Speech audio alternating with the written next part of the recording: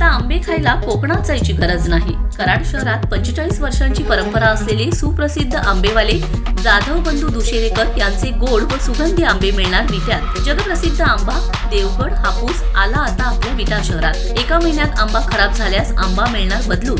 चला तर मग आजच संपर्क करा सुप्रसिद्ध आंबेवाले जाधव बंधू दुशेरेकर यांना। संपर्क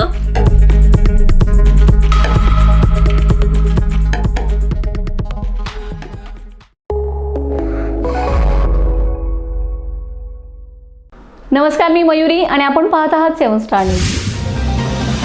विटा नगर परिषदेचा सन 2026-27 या आर्थिक वर्षासाठीचा तब्बल 174 कोटी 6,77,596 रुपयांचा अर्थसंकल्प कोणतीही करवाढ न करता सर्वसाधारण सभेत मंजूर करण्यात आलाय।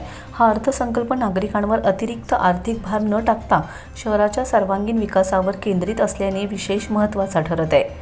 नवीन नियुक्त नगराध्यक्षा काजल संजय म्हेत्रे, उपनगराध्यक्ष अमोल बाबर, मुख्याधिकारी विक्रमसिंह पाटील तसेच सर्व नगरसेवक, नगरसेविका आणि अधिकारी कर्मचारी यांच्या उपस्थितीत हा अर्थसंकल्प मंजूर करण्यात आलाय। या आर्थिक वर्षात नगर परिषदेला विविध बाबींमधून 173 कोटी 90 लाख रुपयांचे उत्पन्न अपेक्षित असून त्यामध्ये कर संकलनातून 11 कोटी 33 लाख, विविध फी व भाडेपट्टीतून 6 कोटी 39 लाख तर शासनाकडून मिळणाऱ्या अनुदानातून मोठा निधी अपेक्षित आहे। विविध योजनांतर्गत 131 कोटी 2 लाख रुपयांचं भांडवली अनुदान देखील गृहीत धरण्यात आले।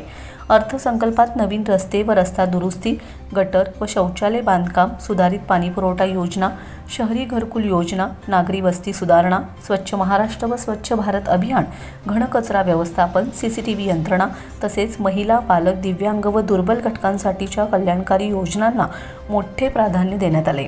लोकसहभागातून शहराच्या पायाभूत सुविधा बळकट करणे, स्वच्छता व सुरक्षिततेवर भर देणे तसेच सामाजिक न्यायाची भूमिका जपणारा हा अर्थसंकल्प असल्याचं चित्र स्पष्ट होत आहे।